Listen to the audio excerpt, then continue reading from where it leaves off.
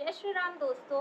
Welcome back to my YouTube channel doctor blog and I am really sorry कि मैंने इतने time बाद में ये वीडियो शूट कर रही हूँ और मैं इतने टाइम से ना तो एक्टिव हूँ ना तो अपडेटेड हूँ।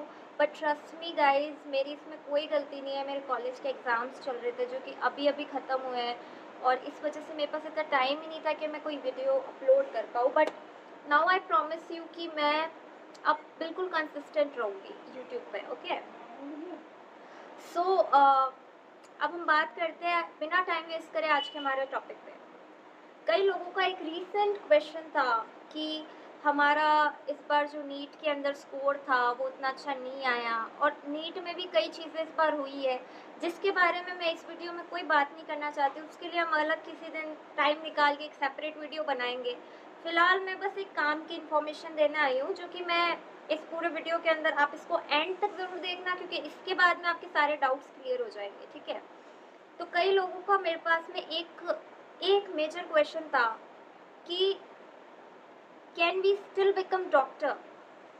हम 400 से नीचे स्कोर कर रहे हैं, हम 300 से नीचे स्कोर कर रहे हैं, हम 200 से नीचे स्कोर कर रहे हैं, तो क्या हम डॉक्टर बन सकते हैं? जितने भी बड़े बड़े यूट्यूबर्स हैं जैसे कि फिजिक्स वाले हैं सर अलग पांडे सर है या फिर अन अकेडमी है, ये सब लोग बस बात करते हैं उन लोगों की जिनके 500 600 700 तक आते हैं कि उनको कौन सा कॉलेज मिल सकता है, क्या हो सकता है। पर 500 से नीचे वालों की बात कोई भी नहीं करता। स्पेशली 300 और 200 वालों की बात तो कोई करता ही नहीं है। और ये बच्चे खुद भी कंफ्यूज होते हैं कि अब हम क्या करें, हम ड्रॉप ले या फिर हम वापस से नीट की तैयारी करें या फिर हम कोई और ऑप्शन, कोई और कॉलेज कर ले, बीएससी कर ले या कुछ और कर ले।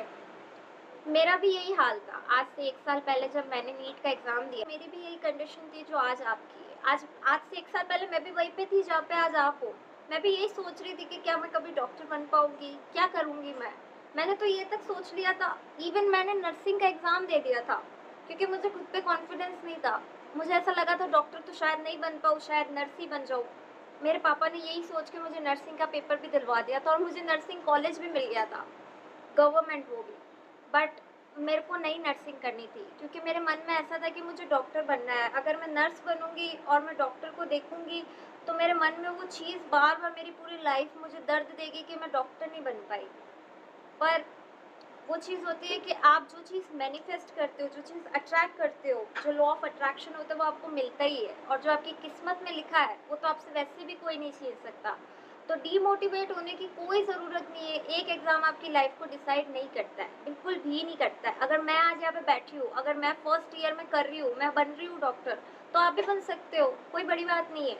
कोई फ़र्क नहीं पड़ता 200 आए, 300 आए, 400 आए या उससे ऊपर आए। उससे ऊपर आया तो वैसे भी आप पे तो कोई दिक्कत है ही नहीं।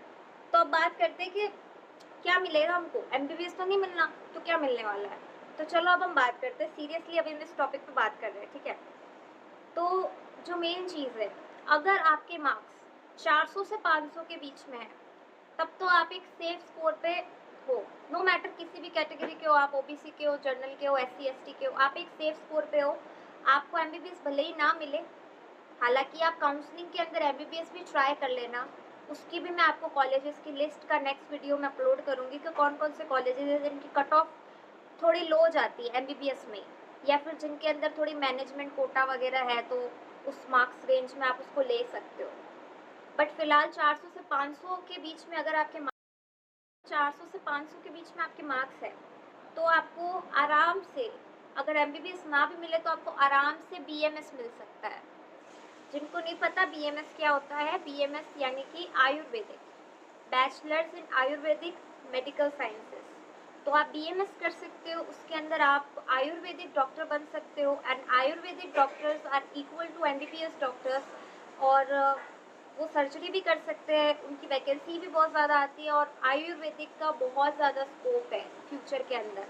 लेकिन इसकी काउंसलिंग करवाने के लिए आपको आयुष काउंसलिंग करवानी पड़ेगी। नीट काउंसलिंग से बीएमएस नहीं मिलता है। बीएमएस और दूसरे कोर्सेज करने के लिए आपको जो है आयुष वेबसाइट पे ही जाना पड़ेगा। ठीक है, उसका भी आपको बताएंगे इस वीडियो के बाद में, जब भी काउंसलिंग प्रोसेस स्टार्ट होगी, क्योंकि अभी तक कोई फिक्स डेट वगैरह आई नहीं है। बट जब भी आएगी तो मैं आपको लैपटॉप पे बाकायदा करके बताऊंगी काउंसलिंग करनी कैसे है। ठीक है, तो निश्चिंत रहो। फिलहाल इतना समझ लो कि 400 से 500 के बीच में आए हो तो बीएमएस करना। बीएमएस में मिल जाएगा कॉलेज, टॉप मिलेगा, गवर्नमेंट मिलेगा, कोई दिक्कत वाली बात नहीं है। अब बात करते हैं कि जिनके 300 से 400 के बीच नंबर आए हैं या जिनके 200 से 400 के बीच नंबर आए हैं, तो जिनके 300 से 400 के बीच नंबर आए हैं उनको होम्योपैथी मिलेगी। अगर आप होम्योपैथी में डॉक्टरी करना चाहते हैं, क्योंकि होम्योपैथी भी आयुष के अंदर ही आता है और होम्योपैथी और आयुर्वेदिक डॉक्टर्स का स्कोप बहुत ज़्यादा है। होम्योपैथी में भी बहुत ज़्यादा स्कोप है और आयुर्वेदिक में भी बहुत स्कोप है। इवन होम्योपैथी करने के बाद आप चाहो तो फॉरेन जैसी कंट्रीज़ में भी डॉक्टरी कर सकते हो। तो अगर आप होम्योपैथी में डॉक्टरी करना चाहते हो और आप चाहते हो इसी साल आपको कोई मेडिकल कॉलेज मिले और आपके नाम के आगे डॉक्टर लगे, तो homeopathy is the best career for you. तो होम्योपैथी कर सकते हो। होम्योपैथी में बहुत स्कोप है, बहुत लार्ज स्कोप है और आने वाले टाइम में तो सबसे ज़्यादा स्कोप ही इन सब चीज़ों में ही होने वाला है, क्योंकि एमबीबीएस में ऑलरेडी बहुत ज़्यादा क्रश हो गया, बहुत ज़्यादा क्राउड हो गया है। तो अब लोगों के इतने नंबर आते नहीं है ना, इतनी सीटें बची है, तो ऑब्वियस सी बात है कि दूसरे करियर्स अब आगे जाने वाले हैं। तो अगर 300 से 400 के बीच में तो आप होम्योपैथी में गवर्नमेंट कॉलेज ज़रूर आपको मिल सकता है। नो मैटर आप किसी भी स्टेट कोटा से ट्राई करते हो या फिर ऑल इंडिया कोटा से ट्राई करते हो, आपको ज़रूर होम्योपैथी मिल जाएगा और बिल्कुल आराम से मिल जाएगा। बात करते 200 से 300 के बीच में नंबर है तो इन लोगों को भी होम्योपैथी मिल सकता है, बट प्राइवेट में इनके चांसेस थोड़े ज़्यादा है। हालांकि अगर आप फर्स्ट राउंड की काउंसलिंग, जैसे ही काउंसलिंग चालू होती है, अगर आप उसी टाइम पे अप्लाई कर देते हो, 200 से 300 वाले ध्यान से सुनना, उसी टाइम पे अगर आप अप्लाई कर देते हो तो आपको गवर्नमेंट होम्योपैथी कॉलेज भी मिल जाएगा, क्योंकि उस टाइम सीटें ज़्यादा खाली रहती है और जो भी एप्लीकेंट्स अप्लाई करते हैं तो उनमें से भी वो लोग छाट छाट के ले लेते हैं फटाफट। तो अगर ऐसा है तो फिर आपको आराम से मिल जाएगी, कोई दिक्कत वाली बात नहीं है। अब बात करते हैं 200 से नीचे वालों की। तो ऑब्वियस सी बात है, अगर आपके 200 से नीचे मार्क्स आए तो आपने बहुत सारी मिस्टेक्स की है, आपने ढंग से पढ़ाई नहीं की है या मेहनत की है तो शायद वो गलत डायरेक्शन में की है, सही आपको कोई गाइडेंस देने वाला नहीं था या आपने अपना टाइम वेस्ट किया या कोई हेल्थ इशू कुछ भी हो सकता है। डिप्रेस होने की कोई बात नहीं है, ऐसा नहीं है कि आपसे नहीं होगा या आप उतने नहीं हो कि आप डॉक्टर बन पाओ। अगर आपके 145 के ऊपर मार्क्स है, एक 145 हम रेंज मान के चल रहे हैं और वैसे भी 145 तो एक तरीके से पासिंग समझ लो, इतना तो था ही, कट ऑफ रखा ही था। तो अगर 145 से ऊपर आए हैं बट स्टिल 200 से नीचे आए हैं तो कोई बात नहीं, आप भी डॉक्टर बन सकते हो। आप BNYS कर सकते हो। BNYS मतलब कि नेचुरोपैथी। नेचुरोपैथी के अंदर भी आप डॉक्टरी बन सकते हो। नेचुरोपैथी के अंदर आपको ऑल इंडिया गवर्नमेंट कॉलेजेस बहुत मिल जाएंगे और पूरे ऑल इंडिया में जितने भी BNYS कॉलेज है, आप मानोगे नहीं, कईयों की फीस तो सिर्फ और सिर्फ 8,000 रुपये। Can you believe? 8,000 रुपये, ओनली 8,000 रुपीज़ पूरे साल के। तो BNYS के अंदर भी ये 2 साल का भी कोर्स होता है, 3 साल का भी कोर्स होता है, डिपेंड्स अपॉन आप आ, किस आपके वहाँ पे आपके स्टेट में कितने साल का इसको रखा गया है या आप कितने साल का करना चाह रहे हो। BNYS करने के बाद में भी आपके नाम के आगे डॉक्टर बनता है, बाकायदा आप एज अ डॉक्टर होते हो, बट आप एज योगा और योगा से रिलेटेड जो फील्ड है उसके अंदर आप डॉक्टरी करते हो। तो ये भी एक बहुत अच्छा करियर ऑप्शन है। अगर आप BNYS नहीं करना चाहते हो तो आप BPT कर सकते हो, यानी कि फिजियोथेरेपी डॉक्टर बन सकते हो। फिजियोथेरेपिस्ट, हालांकि फिजियोथेरेपिस्ट के आगे वो भी डॉक्टर लगाते हैं, बट कहने में वो डॉक्टर्स नहीं होते, वो फिजियोथेरेपिस्ट ही होते हैं। बट इसमें भी बहुत बहुत ज़्यादा रेंज है, क्योंकि आगे वाले आने वाले टाइम में फिजियोथेरेपिस्ट और इन सबकी बहुत डिमांड्स हैं। बट स्टिल अगर आप ये भी नहीं करना चाहते हो और आपके मार्क्स इस रेंज में है बट आप इनमें से कोई कोर्स में इंटरेस्टेड नहीं हो, आपको डॉक्टरी नहीं करनी है, तो आप BSc नर्सिंग में अप्लाई कर सकते हो। नीट के थ्रू BSc नर्सिंग की भी काउंसलिंग होती है। जिनको ये डाउट है कि नीट के थ्रू सिर्फ डॉक्टरी की काउंसलिंग होती है, तो नहीं, नीट में नर्सिंग की भी काउंसलिंग होती है ऑल इंडिया कोटे से। और टॉप नर्सिंग कॉलेजेस है, जैसे कि बैंगलोर के अंदर है एक कर्नाटक के अंदर है, एक अपना वाराणसी के अंदर है। तो आप चाहो तो आप नीट के थ्रू भी काउंसलिंग करवा सकते हो नर्सिंग के अंदर। आपको उसमें भी बहुत अच्छा स्कोप है कि आपको एक अच्छा सा कॉलेज मिल जाएगा। इसके अलावा अगर आप और एक चीज़ जो सबसे इंटरेस्टिंग है, अगर कोई भी मुस्लिम या कोई मोमडन कम्युनिटी का ये वीडियो देख रहा है तो अगर आप डॉक्टर बनना चाहते हो और आपके स्कोर उतने अच्छे नहीं आए हैं, तो फिर आपको यूनानी यूनानी यानी कि BUMS, बैचलर्स इन यूनानी मेडिकल मेडिसिन एंड सर्जरी, जो चीज़ है आप उसमें जा सकते हो। यूनानी में आप डॉक्टर बन सकते हो, और यूनानी में जो डॉक्टर्स बनते हैं वो हकीम कहलाते हैं। आप अगर हिंदू भी है, आप और भी किसी कम्युनिटी के, ओवरऑल आप उसमें ट्राई कर सकते हैं।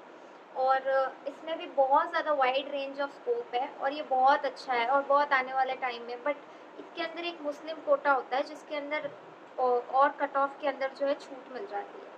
हालांकि अगर आप इन ऑप्शंस में से किसी में सेटिस्फाइड नहीं है, तो आप यूनानी की तरफ जा सकते हैं। यूनानी एक बहुत ही अच्छा कोर्स है, और इसको करने में भी काफ़ी प्रोफेशनल कोर्स है। इसको करने के बाद में हॉस्पिटल वाले भी आपको सामने से जाके लेके आते हैं।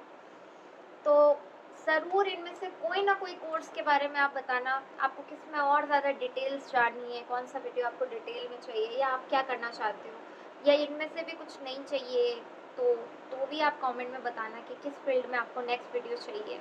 स्टिल अगर आपको इसमें भी कोई ऑप्शन पसंद नहीं आया पर मेडिकल फील्ड में ही रहना है, तो आप बायोटेक्नोलॉजी की फील्ड में जा सकते हो। बायोटेक्नोलॉजी के अंदर भी एक बहुत ज़्यादा वाइड स्कोप है। बायोटेक्नोलॉजी की अभी एक एग्ज़ाम भी होने वाली है, उसके बारे में भी मैं आपको डिटेल में नेक्स्ट वीडियो में, हम सिर्फ बायोटेक्नोलॉजी वालों के बारे में ही बात करेंगे। और उसके अलावा आप जो है फॉरेंसिक साइंस में, सब्जेक्ट फॉरेंसिक साइंस होता है, उसके अंदर आप जा सकते हो। फॉरेंसिक साइंस में भी एक बहुत वाइड स्कोप है। बाकी मेरे हिसाब से इतने फील्ड के स्कोप्स है कि आपको डिप्रेस होने की कोई बात नहीं है, आप आराम से डॉक्टर भी बन सकते हो। नेक्स्ट वीडियो में हम काउंसलिंग की बात करेंगे, पूरा काउंसलिंग प्रोसेस डिस्कस करेंगे, और बायोटेक्नोलॉजी के बारे में स्पेशली बात करेंगे।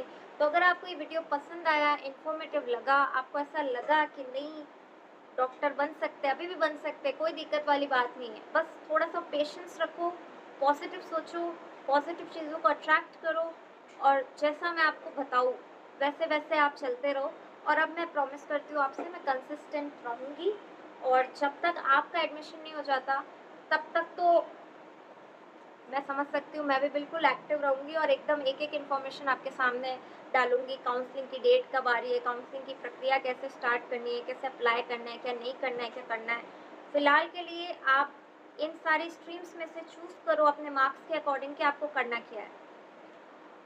और कमेंट में ज़रूर बताना अगर आपको कोई और भी डाउट हो या किसी चीज़ के बारे में पूछना हो। फ़िलहाल के लिए इस वीडियो में इतनी बात करेंगे हम। Thank you, and if you are new to my channel please मुझे सपोर्ट करो, क्योंकि मैं बिल्कुल एकदम न्यू यूट्यूबर हूँ अभी, और आपके एक लाइक से, आपके एक सब्सक्राइब से मुझे बहुत मोटिवेशन मिलेगा। सो आई रिक्वेस्ट कि आप प्लीज़ मुझे सब्सक्राइब करो मेरे चैनल डॉक्टर ब्लॉगिंग को, और मेरे वीडियो को ज़्यादा से ज़्यादा शेयर करो। फ़िलहाल के लिए मैं इस वीडियो को यहीं पे एंड कर रही हूँ, और आई होप आपको पसंद आया होगा। राधे राधे। और अपने ज़्यादा से ज़्यादा फ्रेंड्स के पास में ये चीज़ें पहुँचाओ ताकि उन्हें भी इससे मदद मिले। राधे राधे।